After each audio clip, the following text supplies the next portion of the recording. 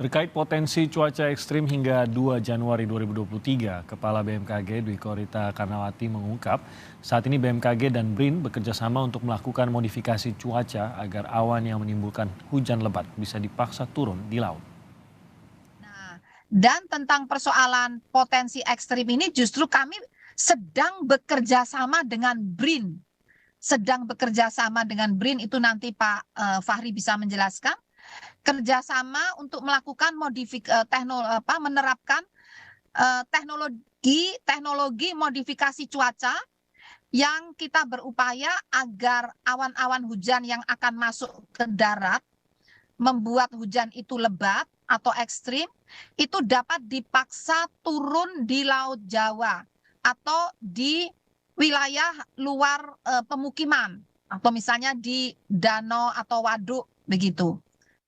Dinamika atmosfer di sekitar Indonesia masih berpotensi signifikan terhadap peningkatan curah hujan di beberapa wilayah dalam sepekan ke depan. Jadi mulai hari ini hingga 2 Januari. Badan Meteorologi, Klimatologi, dan Geofisika BMKG memprediksi hujan lebat hingga cuaca ekstrim bakal terjadi di sejumlah wilayah di Indonesia hingga 2 Januari 2023. Ada 9 wilayah yang disebut berpotensi diguyur hujan ekstrim. Salah satunya adalah DKI Jakarta. Untuk lebih jelasnya langsung saja kita akan tanyakan kepada Kepala Sub Bidang Prediksi Cuaca BMKG, Ibu Ida Pramuwardani. Selamat pagi, Bu Ida. Ya, selamat pagi Mas Timothy. Bu Ida, informasi yang beredar sejak kemarin ini adalah akan ada sebuah badai yang melanda Jabodetabek. Dan ini mungkin menimbulkan kekhawatiran hingga ditambah lagi dengan berita-berita sebaiknya kantor-kantor WFH saja, tidak ke kantor gitu. Tapi tampaknya ini harus diluruskan juga, sebenarnya apa yang bisa diekspektasi oleh masyarakat khususnya di kawasan Jabodetabek mengenai cuaca ekstrim ini seperti apa yang kita coba koreksi bayangan masyarakat pada hari ini begitu Bu Ida. Ya, baik. Terima kasih Mas Timothy. Sebagaimana kita ketahui di sebagian besar wilayah Indonesia saat ini memang berada pada periode musim hujan. Kemudian juga beberapa sudah masuk ke puncak musim hujan meskipun di sebagian besar wilayah di Jawa khususnya di Jabodetabek akan masuki puncak musim hujan nanti di sekitar Januari.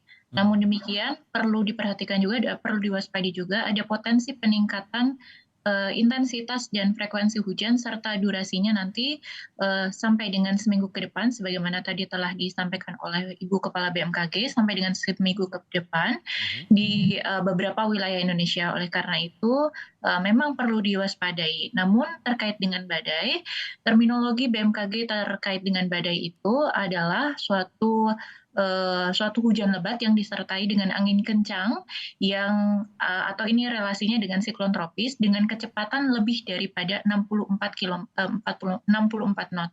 Jadi untuk badai sendiri kami tidak mengindikasikan adanya potensi pertumbuhan badai terutama di wilayah Laut Jawa, hanya saja kami mengindikasikan adanya potensi hujan dengan intensitas lebat hingga sangat lebat di beberapa wilayah Indonesia hingga awal tahun baru nanti.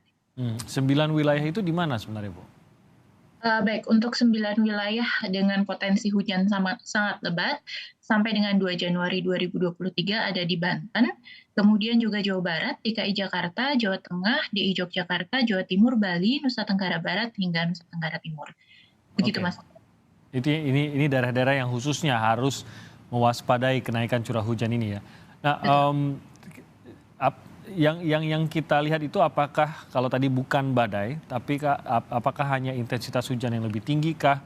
Durasi hujan yang diprediksi bisa lebih lama kah? Karena kalau ini saja tanpa diikuti oleh kenaikan kecepatan angin, ini kan juga sudah ada kemungkinan menimbulkan genangan-genangan atau bahkan banjir di beberapa titik, Bu Ida.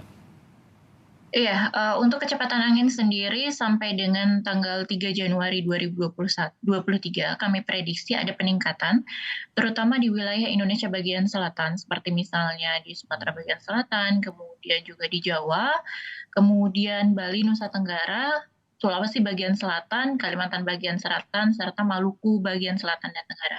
Untuk peningkatan kecepatan angin ini juga disertai dengan peningkatan tinggi gelombang di perairan di wilayah Indonesia sampai dengan di atas 6 meter, yaitu di Laut Natuna Utara, Samudra Hindia Selatan NTT. Kemudian dari 2,5 sampai dengan 4 meter juga terjadi di sebagian besar wilayah perairan di Indonesia bagian selatan. Begitu juga 4 sampai dengan 6 meter, khususnya di sekitar Samudra Hindia sebelah selatan Lampung sampai dengan Nusa Tenggara.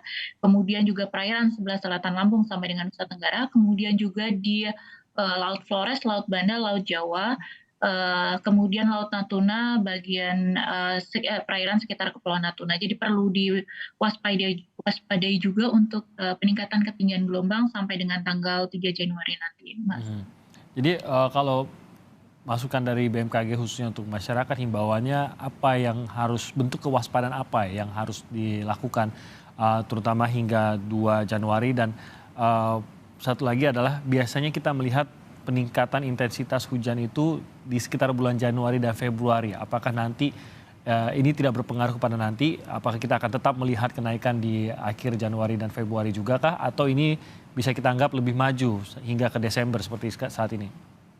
Iya, karena tadi sebagaimana prediksi BMKG bahwa untuk puncak musim hujan sendiri masih terjadi bahkan sampai dengan Februari, sehingga untuk potensi cuaca ekstrim sendiri masih dapat terjadi pada periode tersebut. Jadi perlu diwaspadai juga meskipun tidak kontinu, tapi potensi potensi pada periode atau pada bulan-bulan tersebut akan tetap tinggi hingga tahun 2023 di bulan Februari nanti.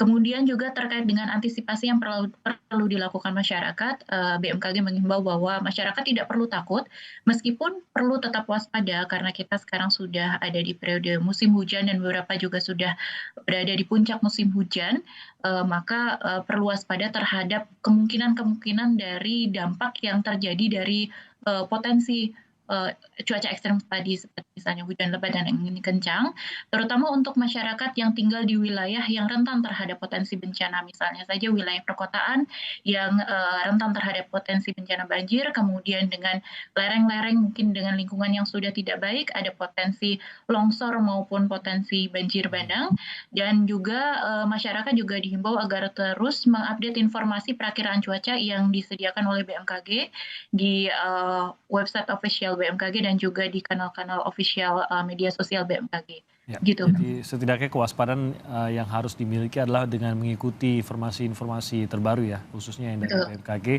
dan mengantisipasi khususnya kalau ada perakiraan yang memburuk di wilayah masing-masing. Setidaknya ini yang bentuk kewaspadaan yang awal yang harus dimiliki, dan semoga ini juga setahu saya BMKG selalu melaporkan hal ini kepada kepala-kepala daerah, dan semoga ini juga bisa diantisipasi oleh kepala daerah, khususnya seperti kata Ibu Ida tadi, di tempat-tempat yang rawan bencana.